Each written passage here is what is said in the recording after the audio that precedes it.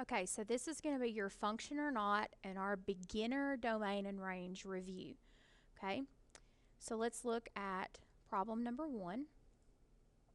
So this question is just asking, is this a function or not?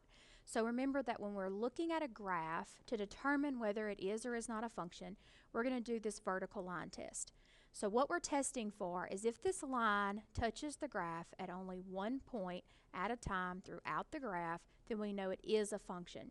If it touches the graph in more than one spot, then we know it is not a function. So we're going to take our vertical line and we're going to pass it across the graph, and we're going to check to make sure that it does in fact not touch the graph more than once. And we can see that it does not. The red never touched the black graph more than once. So this is absolutely a function. So we are going to write yes, it is a function. Okay.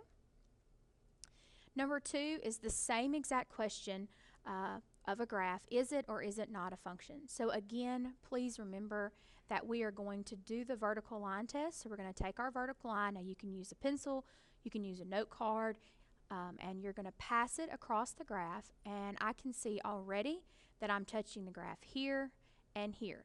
So I can see that when it touches twice, I can immediately know, no reason to go any further.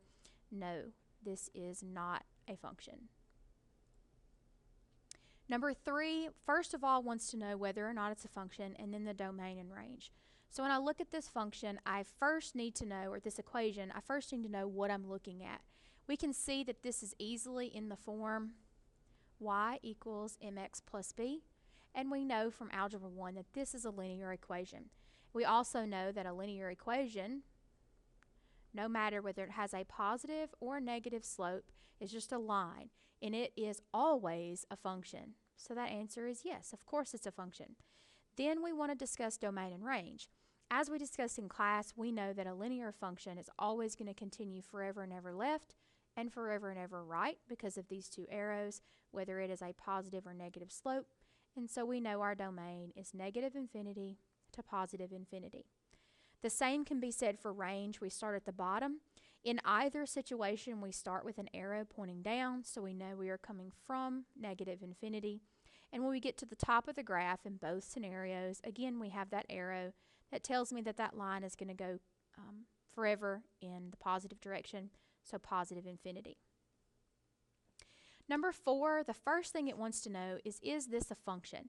So we're going to do the same thing as we did in numbers 1 and 2. We're going to take our vertical line and we're going to pass it across the graph. And we want to ensure that it doesn't touch the graph in more than one spot. So here we go across the graph. And at no point did I touch that graph in more than one spot. So we can go ahead and say that yes, this is a function. So the next thing that I want to do is take my vertical line and I want to know where my domain starts and where my domain stops. So I'm going to pass this line, and we can see that when I get to -4, x equals -4, that's the first time I touch that graph. It is not an arrow. The graph does not continue past -4. So that means that I need to indicate that my domain starts at -4. So again, I'm going to take my line until the largest value, the furthest point to the right, and I can see that that's at +3. Notice the graph does not continue past +3. It in fact stops at +3. So that is the largest x value. So my domain, of course, then has to stop at +3 as well. So remember, when we're talking about range, that's the y values. So we're talking about from bottom to top. So I'm going to take my line and rotate it. So I'm going to start from the bottom and I'm going to come up. The very first y value that I touch, again, is not an arrow. The graph does not go any lower than that point. And that first y value is a +1. So that means that my range has to start at a +1. Then I'm going to continue up the graph until I get to the largest y value. And we can see that our graph stops at 7. There is no arrow. The graph does not go past 7. So that means that my largest range value is a +7.